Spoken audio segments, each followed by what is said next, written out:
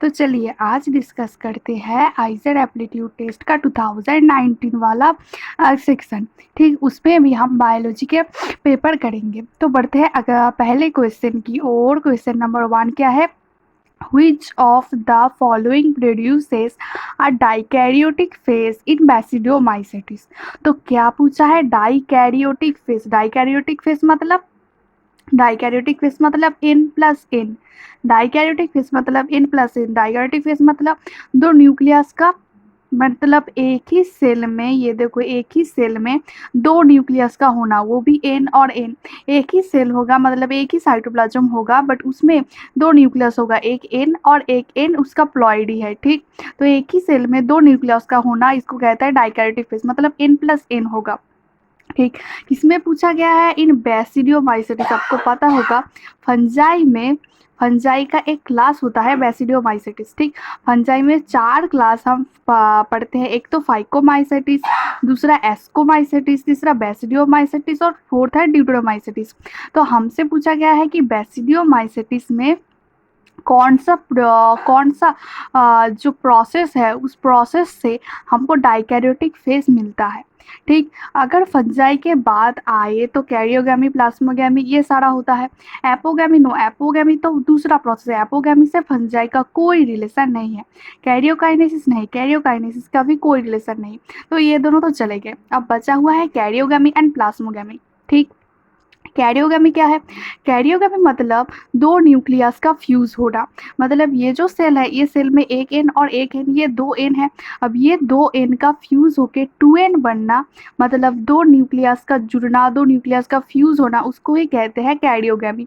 ठीक, मतलब N N मान लेते हैं कि एन एक गैमेट है प्लस एन एक गैमेट है। ये दोनों गैमेट फ्यूज होके जब टू एन बनता है, टू एन प्लॉइडी बनता है, तो उसको कैरियोगैमी बोलते हैं। मतलब दो न्यूक्लियस का, एक ही सेल में दो न्यूक्लियस का जुड़ जाके टू एन बनना, इसको ही कहते हैं कैरियोगैमी। तो इससे तो डाइकैरियोटिक फेज प्रोड्यूस नहीं होता, बिकॉज दो डाइकैरियोटिक फेज मिलकर ये तो टू एन बना देता है। टू एन मतलब जाइगोट, जाइगोट का प्लॉइडी टू एन होता है, तो जाइगोट बना देता है, तो ये तो प्रोड्यूस नहीं करेगा। दूसरा क्या है? दूसरा है प्लाज्मोगैमी। प्लाज्मोगैमी क्या है? प्लाज्मोगैमी मतलब दो साइटोप्लाज्म का फ्यूज होना। मतलब ये दो सेल है, इसका प्लॉइडी है एन, इसका प्लॉइडी है एन, और इसमें साइटोप्लाज्म है। इसमें क्या है? इस दोनों सेल में साइटोप्लाज्म है। अब ये दोनों साइटोप्लाज्म का फ्यूज होना, मतलब ये एन और ये एन तो रह जाएगा, बट ये दो साइटोप्लाज्म फ्यूज हो जाएगा। ठीक, फ्यूज होना उसको ही हम प्लाज्मोगैमी कहते हैं। इसमें न्यूक्लियस फ्यूज नहीं होगा, इसमें सिर्फ और सिर्फ साइटोप्लाज्म ही फ्यूज होगा, तो इसको ही प्लाज्मोगैमी बोलते हैं। और इसमें भी देखो एक ही सेल में एन और एन, ये दो न्यूक्लियस प्रेजेंट है, एन प्लस एन, तो यही तो डाइकैरियोटिक फेज बन गया। तो ऑप्शन नंबर बी इसका करेक्ट आंसर क्या होगा? प्लाज्मोगैमी। तो सेकंड क्वेश्चन क्या है? In the standard nomenclature used for depicting floral formula which type of flower is represented by के ब्रैकेट में 5। तो के क्या है? के मतलब मैं याद रखता था कैलिक्स। कैलिक्स मतलब के, देखो कैलिक्स एंड कोरोला में बहुत कन्फ्यूजन होता है कि कौन सा सिंबल कैलिक्स का होगा और कौन सा सिंबल कोरोला का होगा। ठीक, तो कैलिक्स मैं ऐसे याद रखता था। देखो कैलिक्स कै, जब मैं प्रोनाउंसिएशन करूँगा, जब मैं उसको प्रोनाउंसिएशन करूँगा तो देखो कैलिक्स, कै में के से कैलिक्स, कै से के कैलिक्स, कैलिक्स। ठीक, और कोरोला से कोरोला, कोरोला से तो के नहीं आता था, तो कोरोला से सी मैं याद रख देता था। तो कैलिक्स क्या है? कैलिक्स सबसे बाहर वाला, फ्लावर का सबसे बाहर वाला हिस्सा है। ठीक, जो कि ग्रीन कलर का हमको दिखता है, वो क्या है? कैलिक्स है। कोरोला क्या है? कोरोला जो रंग बिरंगे कलरफुल सा हिस्सा हमको दिखता है, मतलब कैलिक्स के अंदर जो होता है वो कोरोला है। ठीक, कैलिक्स का यूनिट क्या है? कैलिक्स का है होल्ड ऑफ, होल्ड मतलब एक गुच्छा, होल्ड ऑफ किसका? Hold of sepal. सेपल का होल्ड होता है कैलिक्स, एंड कोरोला किसका होल्ड होता है? पिटल। पिटल का होल्ड होता है कोरोला। मतलब ये देखो आपने जो कलरफुल ये पापड़ियाँ दिख रहा है, इसको ही हम पिटल कहते हैं। इसको एक को हम पिटल कहते हैं, और ये एक गुच्छे को, मतलब एक ग्रुप को क्या कहते हैं? एक ग्रुप को कोरोला बोलते हैं। ठीक, समझ में आया? होल, होल मतलब गुच्छा। ठीक। तो अगर ये ऐसे जुड़ा ना हो, मतलब फ्री हो, फ्यूज ना हो, तो इसको हम पॉलीसेपलस और पॉलीपेटलस कहते हैं। ठीक। पॉलीसेपलस सेपल में और पॉलीपेटलस पिटल को। अगर ये फ्यूज हो, देखो जैसे कि ये ऐसे फ्यूज हो, एक दूसरे के साथ ऐसे फ्यूज हो, तो इसको हम गैमो कहते हैं। तो इसके लिए हम क्या वर्ड यूज करते हैं? गैमो। इसके लिए हम गैमो यूज करते, जो अगर सेपल में हो तो गैमो सेपलस, अगर पिटल में हो तो गैमो पिटलस। ठीक। और हमसे K5 फ्यूज, मतलब ये ब्रैकेट में गिवन है तो ये फ्यूज है, ब्रैकेट में गिवन है तो मतलब ये फ्यूज है। ठीक।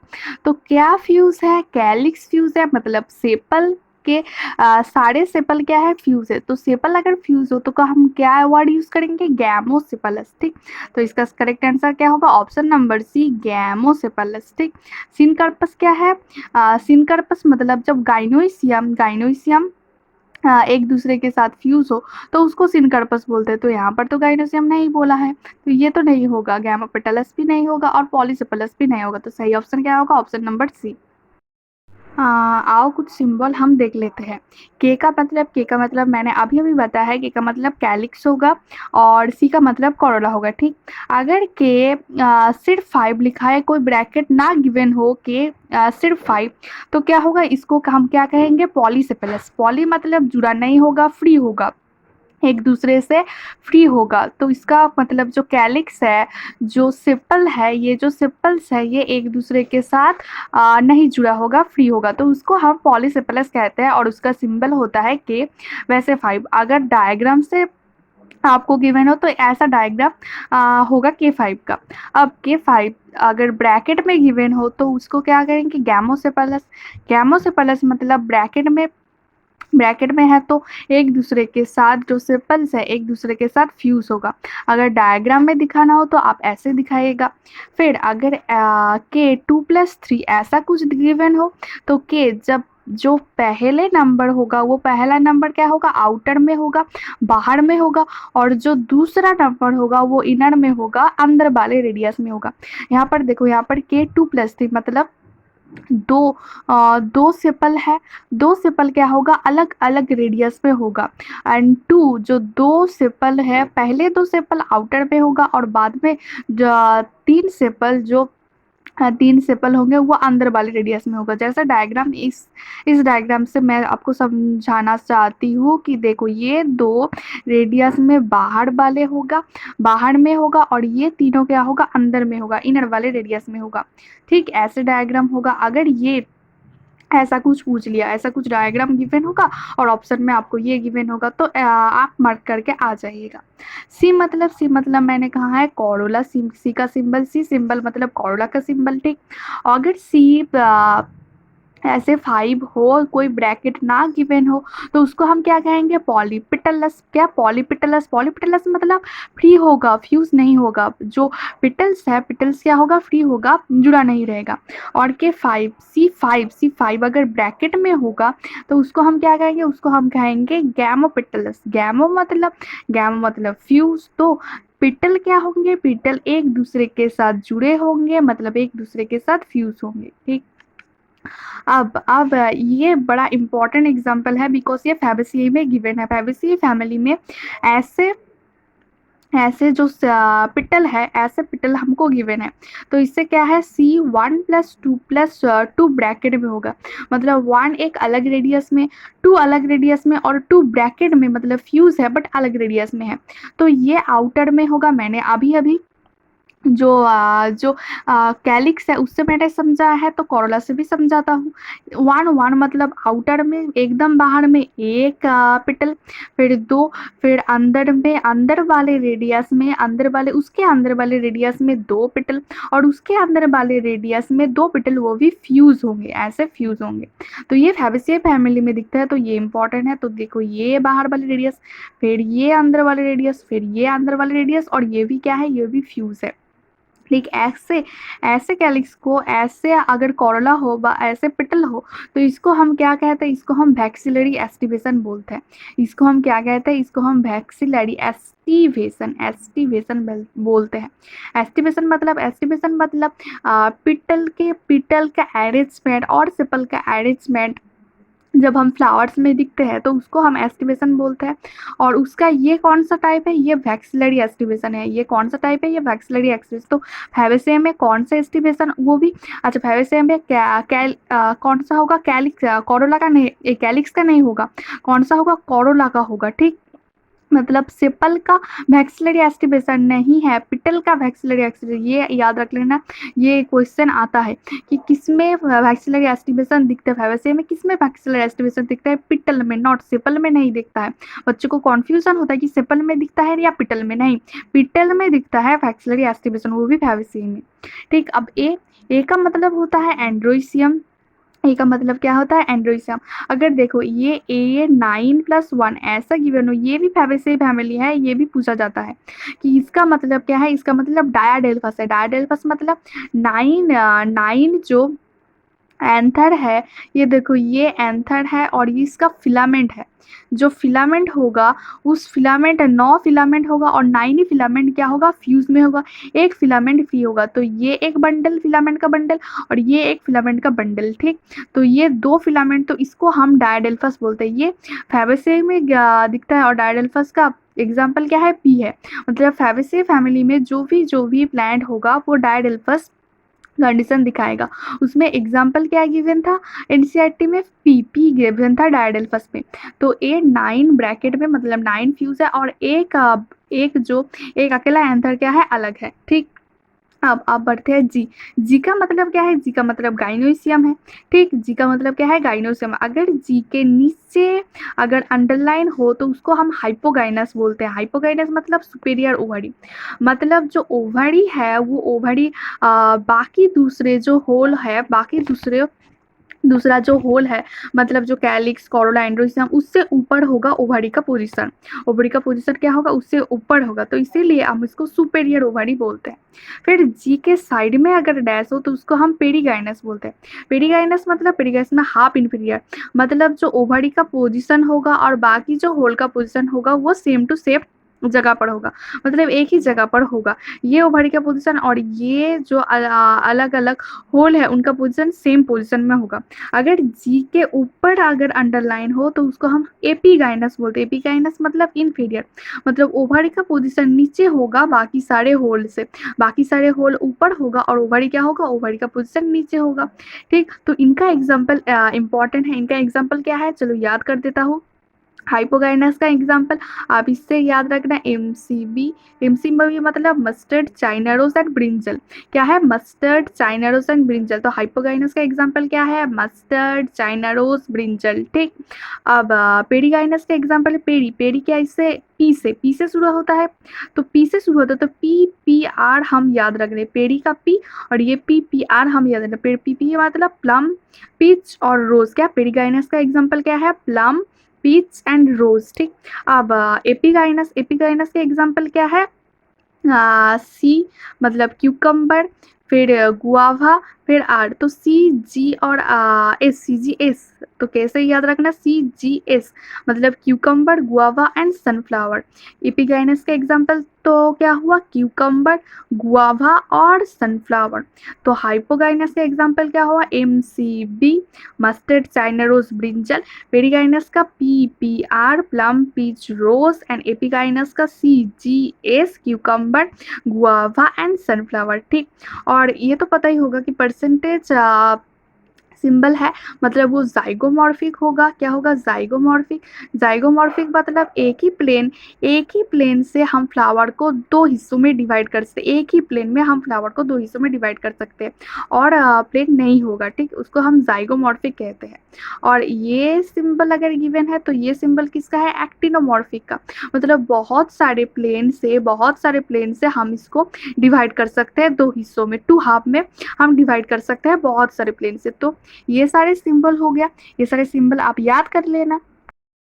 तो क्वेश्चन नंबर थर्ड क्या है, which of the following statement is true. तो कौन सा स्टेटमेंट क्या है, ट्रू है, हमसे पूछा गया है, सही है।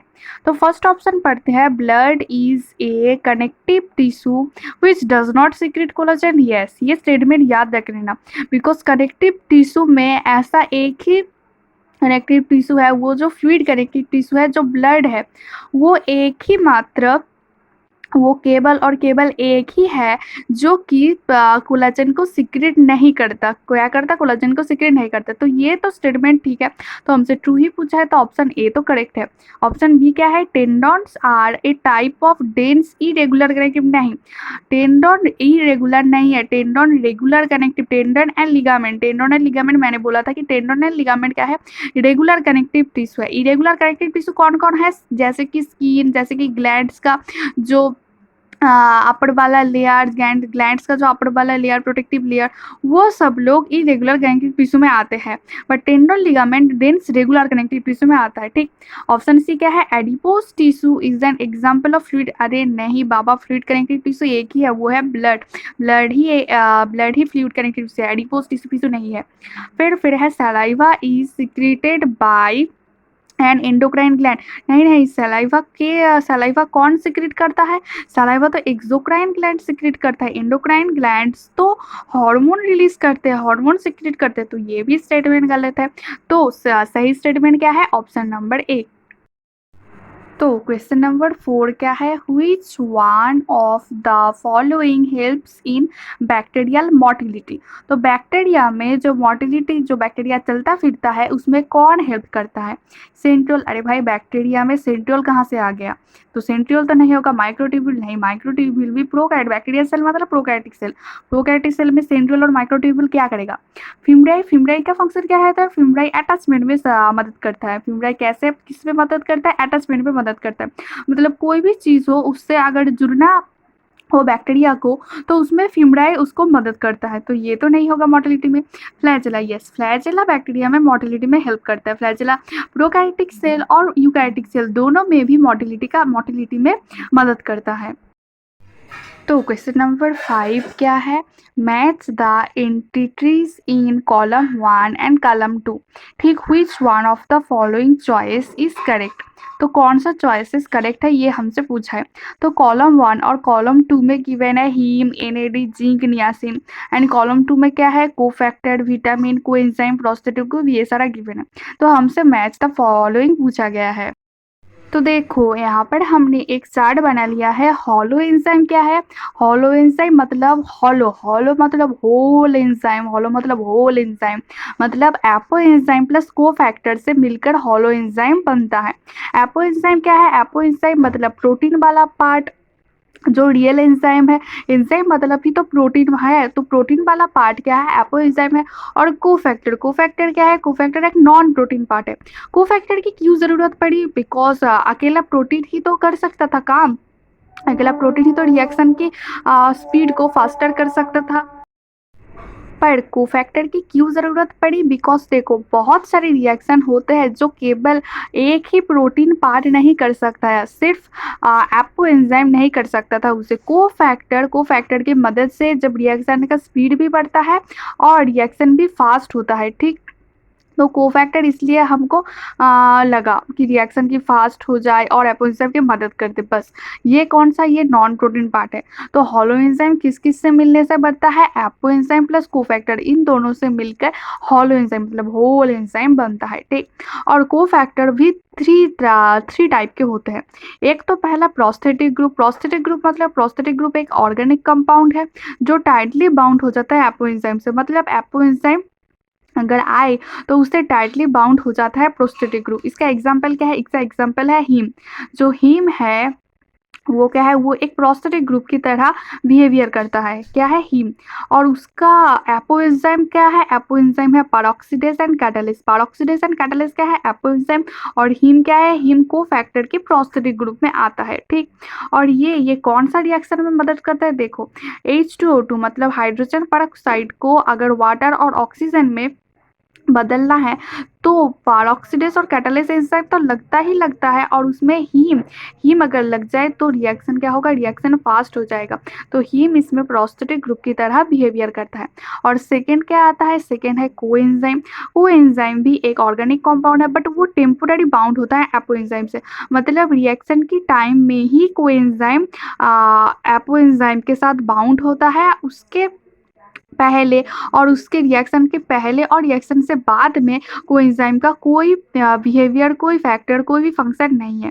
सिर्फ रिएक्शन की टाइम में ही वो बाउंड होता है किससे, एपोएंजाइम के साथ। इसका एग्जांपल क्या है, इसका एग्जांपल है एनएडी। एनएडी मतलब निकोटिनामाइड एडेनिन डाइन्यूक्लियोटाइड। क्या है, एनएडी इसका एंजाइम है, कोएंजाइम का।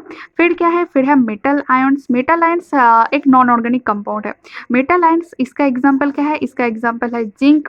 ये कौन सा एपोएंजाइम में कब मदद करते हैं, कार्बोक्सीपेप्टाइडेस। आपको पता होगा कार्बोक्सीपेप्टाइडेस किसमें किसमें हमने पढ़ा था, हम प्रोटीन, जब हम प्रोटीन का डाइजेशन पढ़ रहे थे तो प्रोटीन के डाइजेशन में कार्बोक्सीपेप्टाइडेस हमको मिला था। किसमें से कार्बोक्सीपेप्टाइडेस हमको किसमें से मिला था, इंटेस्टाइन में, स्मॉल इंटेस्टाइन से हमको कार्बोक्सीपेप्टाइडेस मिला था। ठीक, तो प्रोटीन के डाइजेशन में हमको मदद करता है कौन, जिंक। जिंक मेटल आयंस की तरह कार्बोक्सीपेप्टाइड से अगर जुड़ा है तो प्रोटीन के डाइजेशन क्या होगा, बढ़ जाएगा, स्पीड बढ़ जाएगा, फास्ट रिएक्शन हो जाएगा। ठीक, तो ये था आपका चार्ट, ये आप कर लेना। हाँ, तो आइए अब मैच कर लेते हैं। तो ऑप्शन ए क्या है, हीम। हीम से क्या जुड़ेगा, हीम तो प्रोस्टेटिक ग्रुप है, तो ए से 4 जाएगा। तो ए का क्या है, ए का 4 है, ए का 4, ए का 4। बी एनएडी के साथ क्या जाएगा, एनएडी तो कोएंजाइम है, तो बी के साथ थर्ड जाएगा। बी के साथ क्या जाएगा, बी के थर्ड थर्ड जाएगा, तो ऑप्शन नंबर बी मुझको दिख रहा है। फिर जिंक। जिंक तो मेटल आयंस है, यहाँ पर कोई मेटल आयंस गिवन नहीं है, तो जिंक के साथ हम को फैक्टर मैच कर देंगे। तो सी का क्या है, सी का 1 है। और नियासिन क्या है, नियासिन हम विटामिन बी3 को बोलते हैं। विटामिन बी3 को क्या कहते हैं, नियासिन बोलते हैं। तो नियासिन के साथ विटामिन जाएगा, तो डी का 2 हो जाता है। Option number B is the correct answer. तो आइए हम विटामिन्स का नेम पढ़ लेते हैं, बिकॉज ये नेम हमने बहुत बचपन में पढ़ा था और आप लोग शायद भूल भी गए हो। तो ये हम एक याद कर लेते हैं। तो विटामिन ए का क्या नेम है, रेटिनॉल। और विटामिन ए के डिफिशियंसी के मदद से हमको क्या डिजीज होता है, नाइट ब्लाइंडनेस होता है। ठीक, ये आपको पता होगा।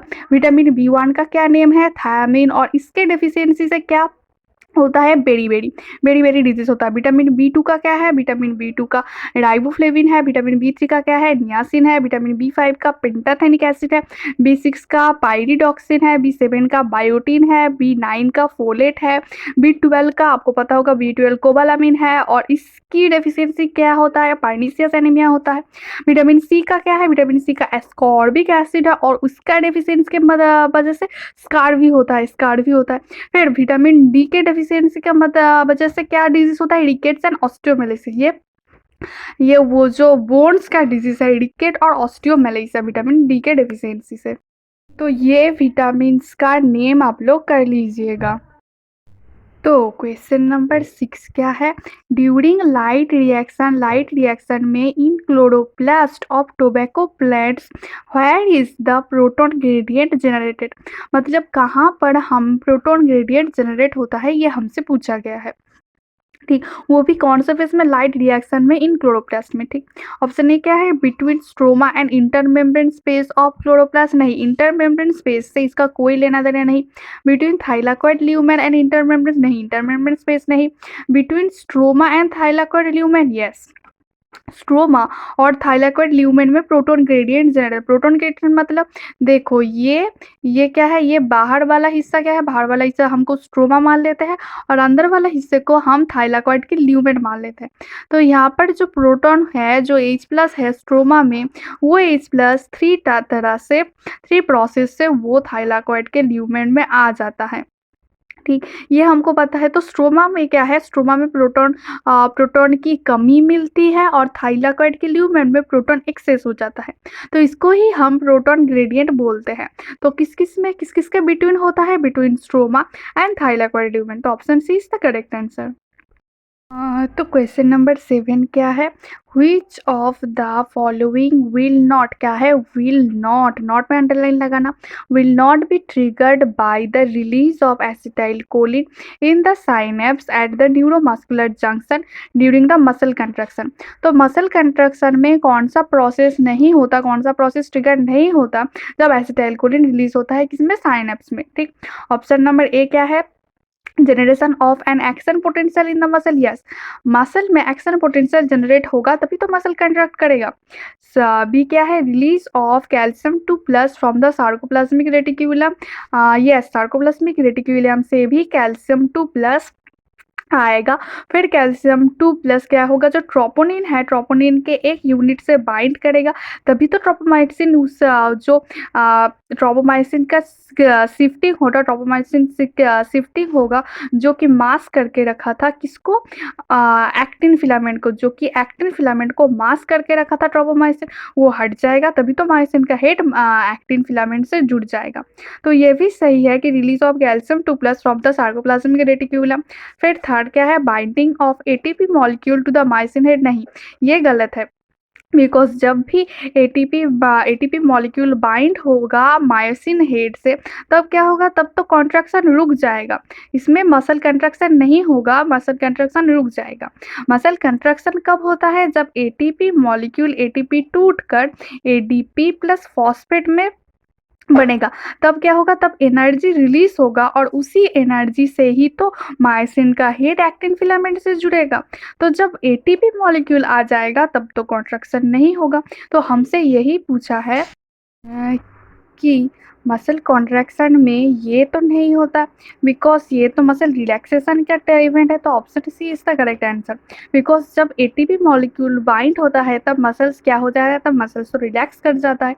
ठीक, और ऑप्शन डी क्या है? Shifting of tropomyosin to expose the myosin binding sides on the actin filament. Yes, ये भी होता है। तो आइए थोड़ा सा मसल कंट्रैक्शन में जो इवेंट आगे होता है वो जान लेते हैं। तो आइए अब मैकेनिज्म ऑफ मसल कंट्रैक्शन देख लेते हैं। मसल कंट्रैक्शन में क्या क्या होता है वो देख लेते हैं। पहले क्या होगा? पहले ब्रेन मैसेज पठाएगा, पहले ब्रेन से मैसेज आएगा, इम्पल्स आएगा ब्रेन से। कौन ले आएगा? मोटर न्यूरॉन, मोटर न्यूरॉन ले आएगा किस जंक्शन में? न्यूरोमस्कुलर जंक्शन में। ये एक न्यूरॉन का टेल है, तो ये क्या है? ये एक्सोन फिलामेंट का टेल है। एक्सोन का जो फुला हुआ हिस्सा है उसको साइनेप्टिक नोब कहते हैं, तो वहां पर आ जाएगा। और ये छोटा छोटा क्या है? ये साइनेप्टिक वेसाइकल्स है जिसके अंदर क्या भरा हुआ है? न्यूरोट्रांसमीटर भरा। और यहाँ पर न्यूरोट्रांसमीटर हम क्या ले रहे हैं? एसिटाइल कोलिन ले रहे हैं। ठीक, तो ब्रेन से इम्पल्स आएगा न्यूरॉन की मदद से। कौन सा न्यूरॉन? मोटर न्यूरॉन की मदद से जब आएगा, जब इम्पल्स यहाँ से आएगा तो यहाँ पर कैल्शियम चैनल है, तो यहाँ पर क्या है? कैल्शियम 2+ का चैनल है। ठीक, तो यहाँ पर जब इम्पल्स इसमें आएगा, इसमें धक्का देगा तो कैल्शियम आयन क्या होगा? कैल्शियम आयन अंदर घुस जाएगा। जब कैल्शियम आयन अंदर घुस जाएगा तब क्या होगा? तब ये साइनेप्टिक वेसाइकल्स के अंदर जो न्यूरोट्रांसमीटर एसिटाइल कोलिन है तब ये रिलीज होना चालू हो जाएगा। किसमें? न्यूरोमस्कुलर जंक्शन, इसे ही हम साइनेप्स बोलते हैं। ये साइनेप्स में रिलीज होना चालू हो जाएगा एसिटाइल कोलिन। फिर एसिटाइल कोलिन यहाँ पर एक मसल्स मैंने ड्रॉ किया है। यहाँ पर मसल्स में क्या होगा? मसल्स में एसिटाइल कोलिन आके फिर से धक्का देगा। कहाँ पर? सोडियम चैनल्स में धक्का देगा। अगर एसिटाइल कोलिन सोडियम चैनल्स में अटैच होगा और धक्का देगा तो सोडियम चैनल्स खुल जाएगा। सोडियम चैनल्स खुल गया तो सोडियम प्लस क्या होगा? सोडियम प्लस अंदर जाना स्टार्ट कर देगा। देखो, सोडियम प्लस अंदर जाएगा तो जो एक्शन पोटेंशियल है, एक्शन पोटेंशियल जनरेट हो जाएगा। मतलब मेम्ब्रेन का जो पोटेंशियल है वो चेंज हो जाएगा। मतलब क्या है? कंट्रैक्शन स्टार्ट हो गई है, कंट्रैक्शन स्टार्ट हो जाएगा, एक्शन पोटेंशियल जनरेट हो जाएगा, मेम्ब्रेन की पोलरिटी क्या होगा? चेंज हो जाएगा। पहले मेम्ब्रेन की पोलरिटी क्या था? अंदर में माइनस था और बाहर में पॉजिटिव था। अब क्या होगा? अब सोडियम प्लस के आने से अंदर में क्या होगा? अंदर में पॉजिटिव हो जाएगा और बाहर में नेगेटिव हो जाएगा। तो ये एक्शन पोटेंशियल जनरेट हो गया है। इसके दौरान क्या होगा, जब ये एक्शन पोटेंशियल जनरेट हो जाएगा तो ये जो सार्कोप्लाज्मिक रेटिकुलम, ये क्या है, ये सार्कोप्लाज्मिक रेटिकुलम है। तो सार्कोप्लाज्मिक रेटिकुलम में जो एक्शन पोटेंशियल, सार्कोप्लाज्मिक रेटिकुलम में अगर एक्शन पोटेंशियल आ गया तो सार्कोप्लाज्मिक रेटिकुलम कैल्शियम का स्टोरेज है। कैल्शियम इसके अंदर सार्कोप्लाज्मिक रेटिकुलम के अंदर कैल्शियम भरा हुआ है। अगर ये एक्शन पोटेंशियल सार्कोप्लाज्मिक रेटिकुलम से टकराया तो क्या होगा, ये जो कैल्शियम का चैनल है उसमें से कैल्शियम बाहर में आ जाएगा। बाहर में किसमें, सार्कोप्लाज्म में। ये क्या है, मसल्स के अंदर क्या है, सार्कोप्लाज्म्स है। तो कैल्शियम क्या होगा, कैल्शियम सार्कोप्लाज्म में रिलीज हो जाएगा और फिर सार्कोप्लाज्म में ही बहुत सारे मायोफाइब्रिल प्रेजेंट है। मायोफाइब्रिल मतलब ये देखो, मायोफाइब्रिल है एक्टिन और मायोसिन का इस तरह से बैंड हमको दिखाई देता है।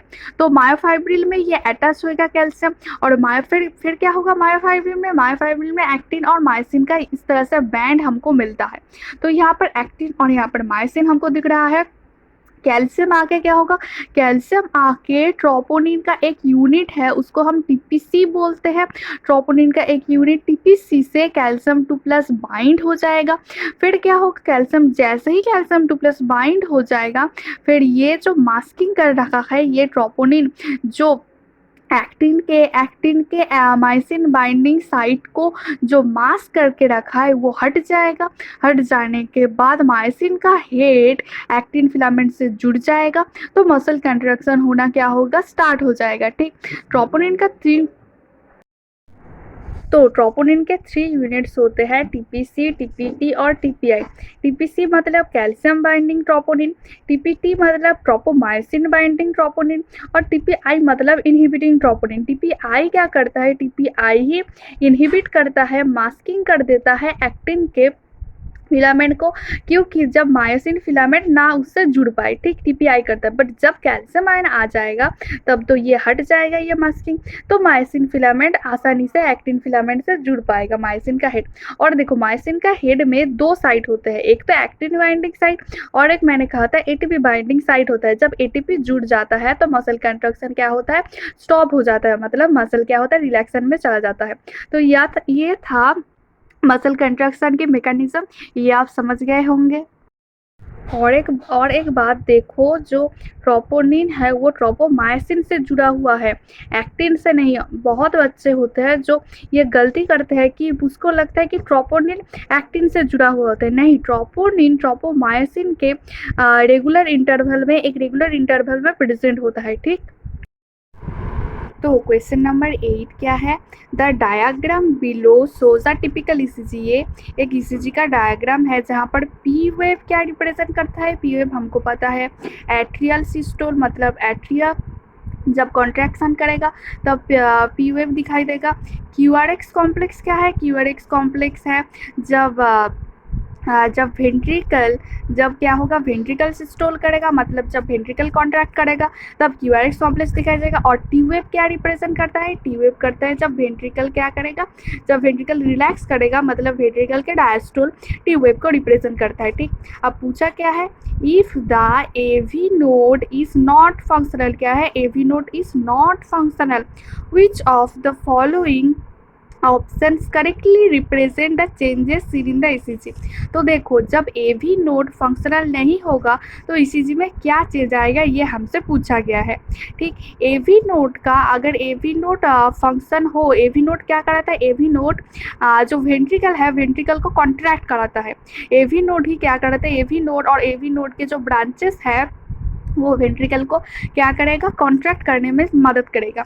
और एसए नोड क्या कहते हैं, फर्स्ट सिग्नल कहाँ पर आता है, फर्स्ट सिग्नल जनरेट करता है एसए नोड। तो एसए नोड को हम क्या करते हैं, हम पेस मेकर उसको बोलते हैं। ठीक, फिर एसए नोड से जो सिग्नल है वो एवी नोड में जाता है। एसए नोड क्या कराता है, एसए नोड एट्रियम में कंट्रैक्शन कराता है। ठीक, और फिर एसए नोड से सिग्नल एवी नोड में जाता है और फिर एवी नोड क्या कराता है, जो वेंट्रिकल है उस वेंट्रिकल का सिस्टोल और कॉन्ट्रैक्शन कराता है। तो अगर एवी नोड नॉट फंक्शनल हो तो वेंट्रिकल का सिस्टोल नहीं होगा, वेंट्रिकल का कॉन्ट्रैक्शन नहीं होगा, तो क्यूआरएक्स कॉम्प्लेक्स भी क्या होगा, क्यूआरएक्स कॉम्प्लेक्स भी हमको नहीं दिखाई देगा ईसीजी में। ठीक, तो ईसीजी में क्या होगा, the QRS complex will be absent. तो क्यूआरएक्स कॉम्प्लेक्स क्या हो जाएगा, एब्सेंट हो जाएगा। तो option number B is the correct answer. तो क्वेश्चन नंबर 9 क्या है, listed below are different plan reproductive strategy. यहाँ पर 4 तरह के रिप्रोडक्टिव स्ट्रेटजीज हमको गिवन है। फर्स्ट क्या है, parthenocarpy, then syngamy, then apomixis, then polyembryony. ठीक, पूछा क्या है, which of them can give rise to a clonal progeny having the same genotype as that of the mother plant. तो क्या होगा, मदर प्लांट का जो जीनोटाइप होगा बच्चे में भी और प्रोजेनी में भी सेम तरह की जीनोटाइप होगा। ये कहाँ पर पॉसिबल है, ये सिर्फ अगर माइटोसिस सेल डिवीजन हो तो ही ये पॉसिबल, माइटोसिस सेल डिवीजन हो और एसेक्सुअल रिप्रोडक्शन हो। अगर माइटोसिस सेल डिवीजन हो और एसेक्सुअल रिप्रोडक्शन हो तभी ये पॉसिबल है कि जो प्रोजेनी का जीनोटाइप है मदर प्लांट का जीनोटाइप भी सेम है। ठीक, तो हमको फाइंड करना है एसेक्सुअल रिप्रोडक्शन कहाँ पर होगा। देखो फर्स्ट ऑफ ऑल आते हैं पार्थेनोकार्पी। पार्थेनोकार्पी मतलब सीडलेस फ्रूट प्रोड्यूस करने का प्रोसेस, मतलब जो सीडलेस फ्रूट हमको प्रोड्यूस होता है उसका प्रोसेस को हम पार्थेनोकार्पी बोलते हैं। सीडलेस फ्रूट हो बट ये सेक्सुअल रिप्रोडक्शन से ही आता है, बिकॉज फ्रूट हमको बनाना है। फ्रूट कहाँ से आता है, सेक्सुअल रिप्रोडक्शन करने के बाद ही फ्रूट आता है। तो पार्थेनोकार्पी तो सेक्सुअल रिप्रोडक्शन है तो ये तो नहीं होगा। फिर है सिनगैमी मतलब सिनगैमी को हम फर्टिलाइजेशन भी कहते हैं, मतलब 2 गैमेट का मिलके फर्टिलाइजेशन, मतलब 2 गैमेट का फर्टिलाइजेशन करके 2n बनाना। तो सिनगैमी भी नहीं होगा, बिकॉज सिनगैमी भी क्या है, सिनगैमी भी एक सेक्सुअल रिप्रोडक्शन है, तो सिनगैमी भी नहीं होगा। फिर एपोमिक्सिस मतलब एक एसेक्सुअल रिप्रोडक्शन है, बट वो एपोमिक्सिस क्या है, एपोमिक्सिस एसेक्सुअल रिप्रोडक्शन है, बट वो मिमिक्स करता है, मतलब नकल करता है किसका, सेक्सुअल रिप्रोडक्शन का। ये सेक्सुअल रिप्रोडक्शन नहीं है, ये है सेक्सुअल रिप्रोडक्शन बट ये मिमिक्स करता है, मतलब नकल करता है किसका, सेक्सुअल रिप्रोडक्शन का। तो एपोमिक्सिस ये हो सकता है। फिर है पॉलीएम्ब्रायनी मतलब एक ही फ्रूट्स पे बहुत सारे एम्ब्रायो बन जाना, मतलब एक ही सीड में बहुत सारे एम्ब्रायो का होना, इसको कहते हैं पॉलीएम्ब्रायनी। ठीक, पॉलीएम्ब्रायनी भी एक एसेक्सुअल रिप्रोडक्शन है, तो इसमें भी जो जेनोटाइप है मदर का वो बच्चे का भी सेम होता है, मदर से बिल्कुल एक होता है। तो पॉलीएम्ब्रायनी भी एक ही एसेक्सुअल, पॉलीएम्ब्रायनी मतलब एक ही सीड पे और एक ही फ्रूट पे क्या है, बहुत सारे एम्ब्रायो का होना, उसको क्या कहते हैं, पॉलीएम्ब्रायनी कहते हैं। ठीक, ये भी एसेक्सुअल। तो ऑप्शन कौन सा ऑप्शन होगा, 3 and 4, option number A is the correct answer. तो क्वेश्चन नंबर 10 क्या है, the diagram below represents the pedigree of an certain genetic disease, affected individual are shaded. हमको पता है which is the mode of inheritance of the gene responsible for the disease. तो इसका हमें inheritance पता करना है, कौन सा इनहेरिटेंस से होगा। तो पेडिग्री हमको गिवन है, इसमें क्या है, इसमें फीमेल इंडिविजुअल इफेक्टेड है। देखो यहाँ पर फीमेल इंडिविजुअल अगर इफेक्टेड है तो सारे बच्चे क्या होगा, इफेक्टेड पैदा होगा। ठीक, इसमें देखो इसमें फीमेल इंडिविजुअल इफेक्टेड है, तो देखो सारे बच्चे में ये प्रोजेनी सारे प्रोजेनी क्या है, इफेक्टेड है। अब ये देखो यहाँ पर फीमेल इंडिविजुअल इफेक्टेड है, तो देखो इसके भी बच्चे क्या हो गए, इफेक्टेड होगा। ठीक, और यहाँ पर देखो ये फीमेल इंडिविजुअल नॉर्मल है, तो इसका बच्चा क्या होगा, नॉर्मल होगा, दोनों ही प्रोजेनी क्या होगा, नॉर्मल होगा। और यहाँ पर भी देखो यहाँ पर भी फीमेल इफेक्टेड है, तो इसका भी दोनों प्रोजेनी क्या है, इफेक्टेड है। तो ये कौन सी तरह की डिजीज है, ये माइटोकॉन्ड्रियल इनहेरिटेंस है। ये क्या है, ये एक माइटोकॉन्ड्रियल डिजीज है। ठीक, जबकि माइटोकॉन्ड्रियल डिजीज मतलब जब फीमेल इंडिविजुअल इफेक्टेड होगा तो उसमें सारे ही बच्चे में क्या होगा, इफेक्ट दिखाई देगा, इफेक्टेड इंडिविजुअल होगा, सारे ही प्रोजेनी इफेक्टेड होगा। तो इस तरह के डिजीज को हम क्या कहते हैं, माइटोकॉन्ड्रियल डिजीज कहते हैं, ये याद रख लेना। तो option number D is the correct answer, mitochondrial disease. Oiling disease में क्या होता है, अगर कोई मेल इंडिविजुअल अगर इफेक्टेड हो तो उसके जो बच्चे प्रोजेनी मेल प्रोजेनी होंगे, वो सारे मेल प्रोजेनी भी क्या होगा, इफेक्टेड होगा।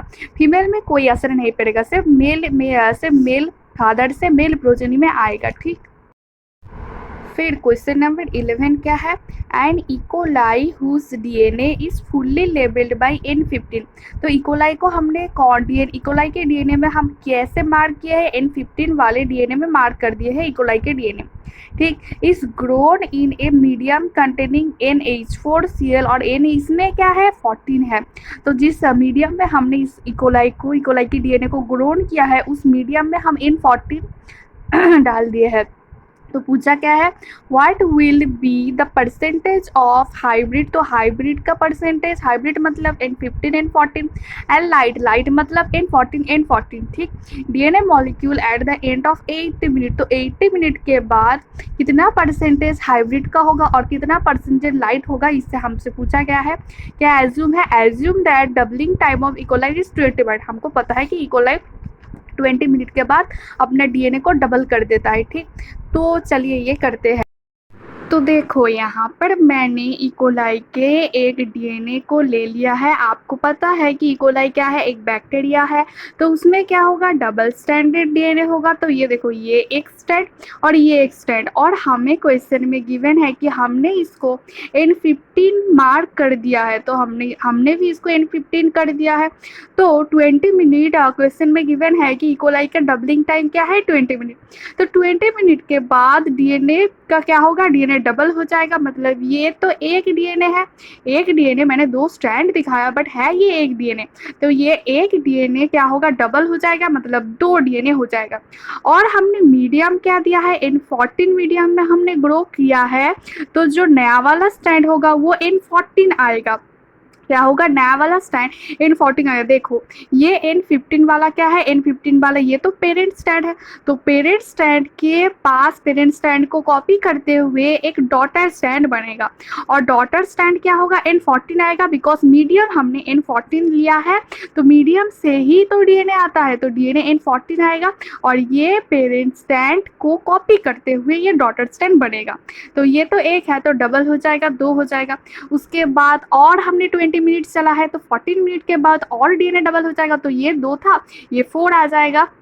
यहाँ पर देखो, यहाँ पर अच्छा, यहाँ पर 100 फर्स्ट जनरेशन है। फर्स्ट जनरेशन में हमको दिख रहा है ये 100% हाइब्रिड डीएनए हमको मिल रहा है। ठीक, और ये सेकेंड जनरेशन है। सेकेंड जनरेशन में चार तरह के हमको डीएनए मिले। तो उसमें से हमको 2 हाइब्रिड मिले। क्या है, 2 हमको हाइब्रिड मिले, और 2 क्या मिले, 2 हमको लाइट डीएनए मिले। ठीक, तो यहाँ पर भी 2 हमको हाइब्रिड डीएनए मिला, और यहाँ पर भी अगर हम 14 जनरेशन सेकेंड जनरेशन में भी देखें तो यहाँ पर भी हमको 2 हाइब्रिड डीएनए मिला। ठीक, अगर हम उसके बाद थर्ड जनरेशन में जाए, मतलब 16 मिनट के और 20 मिनट हमने चला, तो हमको 8 डीएनए मिलेंगे। यहाँ पर 4 डीएनए डबल हो जाएगा। तो हमको डबल 4 का 2 4 × 2 क्या होगा, 8 डीएनए हमको मिलेगा। उस 8 डीएनए में 2 हमको हाइब्रिड मिलेगा और 6 लाइट डीएनए मिलेगा। यहाँ पर देखो, first generation, second generation, third generation, अगर कोई भी जनरेशन हम जाए तो देखो 2 ही हमको हाइब्रिड डीएनए मिलेगा। ये तो कांस्टेंट है, बिकॉज हाइब्रिड डीएनए 2 ही हमको मिलेगा। फिर 6 हमको लाइट डीएनए मिलेगा। ठीक, और हम जाए और 80 मिनट के बाद और 20 मिनट अगर हम चले तो हमको डीएनए डबल हो जाएगा। तो 16 डीएनए हमको मिलेगा, 8 × 2 16 डीएनए हमको मिलेगा। उसमें से भी 2 हमको हाइब्रिड मिलेगा, और 14 हमको क्या मिलेगा, लाइट मिलेगा। देखो 2 हाइब्रिड तो कांस्टेंट है, चाहे वो फर्स्ट जनरेशन हो, सेकेंड जनरेशन हो, थर्ड जनरेशन हो या फोर्थ जनरेशन, 2 हाइब्रिड डीएनए मिले ही मिलेगा। और 2 से तो 16 से 2 माइनस कर दो तो 14, तो 14 क्या मिलेगा, 14 तो हमको लाइट डीएनए मिलेगा। ठीक, अब हमसे परसेंटेज पूछा गया है। तो 2/16, तो 2 तो हाइब्रिड, फर्स्ट हम हाइब्रिड डीएनए का परसेंटेज निकालें। तो 16 में से 2 क्या है, हाइब्रिड डीएनए है। तो 2/16 × 100, तो कितना परसेंटेज आएगा, इतना। और लाइट डीएनए का परसेंटेज क्या है, 14/16 × 100 = 87.5% इक्वल टू क्या, 87.5% आएगा। तो ये हाइब्रिड डीएनए का परसेंटेज, ये लाइट डीएनए का परसेंटेज, ये आपको समझ में आया। तो इस क्वेश्चन का सही आंसर क्या होगा, ऑप्शन नंबर डी। तो क्वेश्चन नंबर 12 क्या है? The following plots represent the body size distributions of a fruit fly population.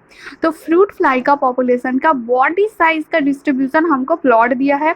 क्या फिर क्या लिखा है? Dashed lines represent the ancestral distribution and the continuous line represent the distributions after a few generation. तो कई generation के बाद continuous line क्या रिप्रेजेंट कर रहा है? डिस्ट्रीब्यूशन क्या? फ्यू जनरेशन के बाद। If the larger individuals have better survival as well as higher reproductive rate, तो जो जिसका बॉडी साइज ज़्यादा है, जिसका बॉडी साइज लार्ज इंडिविजुअल है, उसमें क्या है? वो बेटर सर्वाइकल किया है और उसका रिप्रोडक्टिव रेट्स भी क्या है? ज़्यादा है। क्या? किसका? लार्जर इंडिविजुअल का, ठीक, जिसका बॉडी साइज ज़्यादा है। तो पूछा क्या है? Which diagram below best represents the expected change in the distribution of the body size. तो कौन सा ग्राफ हमको सही है? क्या है? X axis represent the body size while the Y axis represent the frequency. ठीक, तो ऑप्शन नंबर ए में हम देखते हैं। देखो यहाँ पर क्या क्या गिवन है कि लार्जर इंडिविजुअल जिसका साइज ज़्यादा है वो बेटर सर्वाइकल करेगा, मतलब फ्यू जनरेशन के बाद। ठीक, और ये डैश्ड लाइन किसको रिप्रेजेंट कर रहा है? एंसेस्ट्रल जनरेशन को। और जो कॉन्टिन्यूअस लाइन है वो किसको रिप्रेजेंट कर रहा है? न्यू जनरेशन, मतलब अभी के जनरेशन को। तो ऑप्शन नंबर ए में क्या है? ऑप्शन नंबर ए में ये देखो, यहाँ पर कॉन्टिन्यूअस लाइन है, तो ये तो अभी का जनरेशन है। और ये क्या है? ये तो पहले का ओल्ड जनरेशन है। तो यहाँ पर क्या है कि जो नया जनरेशन है उसका बॉडी साइज देखो, यहाँ पर अगर हम लेफ्ट से राइट जाए तो बॉडी साइज बढ़ रहा है। तो यहाँ पर देखो, यहाँ पर जो नया जनरेशन है वो तो इधर है, मतलब उसका क्या है? उसका बॉडी साइज कम है। तो ये तो नहीं होगा, बिकॉज क्वेश्चन में गिवन है कि जो लार्जर इंडिविजुअल है उसका बेटर सर्वाइकल होगा। तो इसका तो बॉडी साइज कम है, तो इसका तो ये तो उल्टा गिवन है ना कि बॉडी साइज इसका कम है तो ये बेटर सर्वाइकल किया है, तो ये तो नहीं होगा। ठीक, ऑप्शन नंबर 2 में क्या है? ऑप्शन नंबर 2 में देखो, मिडिल वाला जो है वो बेटर सर्विकल किया है, तो ये तो नहीं है। जिसका बॉडी साइज मिडिल में है वो कर रहा है, तो ये भी नहीं है। अब ऑप्शन नंबर सी में देखो, यहाँ पर देखो, यहाँ पर जो न्यू जनरेशन का है वो सर्वाइकल किया है और वो देखो वो लार्जर इंडिविजुअल है। यहाँ पर देखो, यहाँ पर body size left to right बढ़ता है, तो यहाँ पर देखो, यहाँ पर जो न्यू जनरेशन है उसका बॉडी साइज ज़्यादा है और वो ज़्यादा सर्वाइकल किया है then compare to old generation, because old generation इस तरफ है, ठीक, और न्यू जनरेशन इस तरफ है, न्यू जनरेशन राइट में है। तो न्यू जनरेशन ज़्यादा सर्वाइकल किया है और न्यू जनरेशन लार्ज भी है। ठीक, तो ये तो कंडीशन से क्वेश्चन के कंडीशन से मिल गया है। तो हमको लगता है कि question number option number C is the correct answer. D में क्या है? डी में देखो, डी में तो दोनों तरफ ही पिक है, तो डी भी नहीं होगा, बिकॉज डी में स्मॉल इंडिविजुअल में भी है और लार्ज फ्रूट फ्लाई, इन दोनों में पिक उठा है, तो ये भी नहीं होगा। तो option number C is the correct answer. तो क्वेश्चन नंबर 13 क्या है?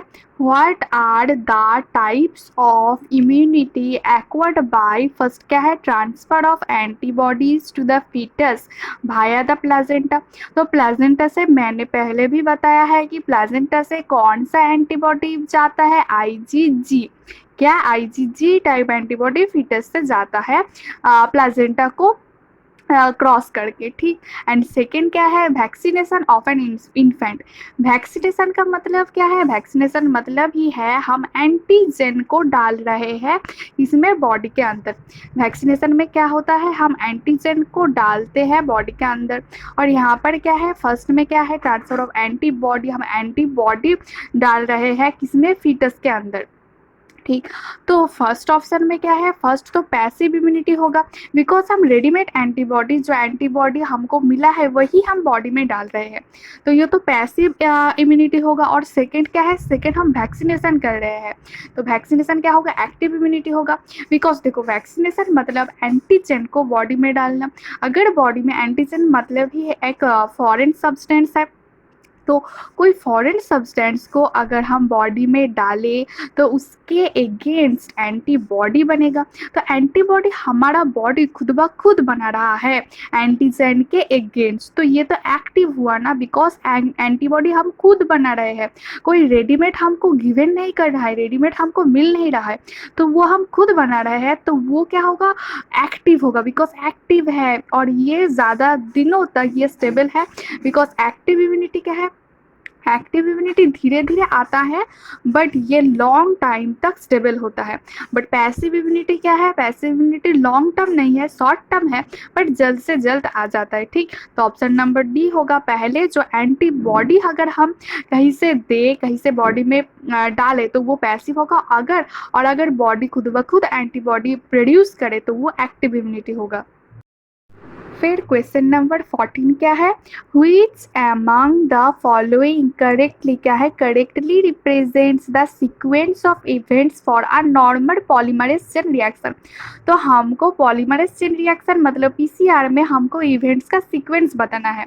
तो हमें पता है पहले हम एक डीएनए लेते हैं, पीसीआर में क्या करते हैं, पीसीआर में हम एक डीएनए लेते हैं, फिर उसका डीनेचुरेशन करते हैं। पहली स्टेप क्या है, पहला स्टेप डीनेचुरेशन है, और वो कौन से कितना डिग्री सेंटीग्रेड में होता है, कितना टेम्परेचर में होता है, 95 डिग्री सेंटीग्रेड में डिनेचुरेशन होता है। ये टेम्परेचर भी याद रख लेना, बिकॉज टेम्परेचर भी एग्जाम में पूछा जाता है। कौन सा टेम्परेचर में होता है, 95 डिग्री सेंटीग्रेड में होता है।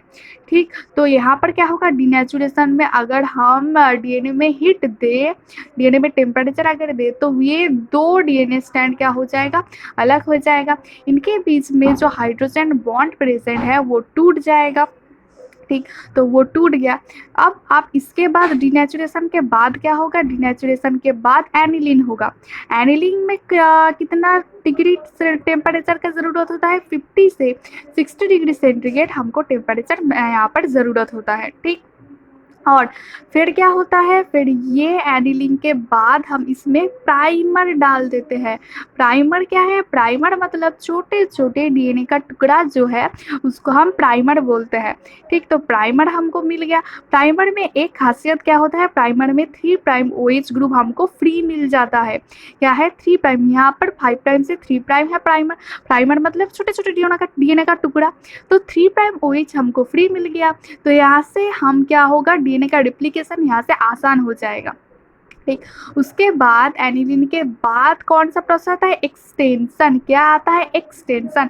एक्सटेंशन में कितना टेम्परेचर की ज़रूरत होता है, 72 डिग्री सेंटीग्रेड टेम्परेचर हमको ज़रूरत होता है। तो एक्सटेंशन में क्या होगा, ये जो प्राइमर यहाँ पर है, ये प्राइमर लंबे होना स्टार्ट हो, प्राइमर के मुताबिक, प्राइमर के मदद से हमको एक नया डीएनए मिल जाएगा।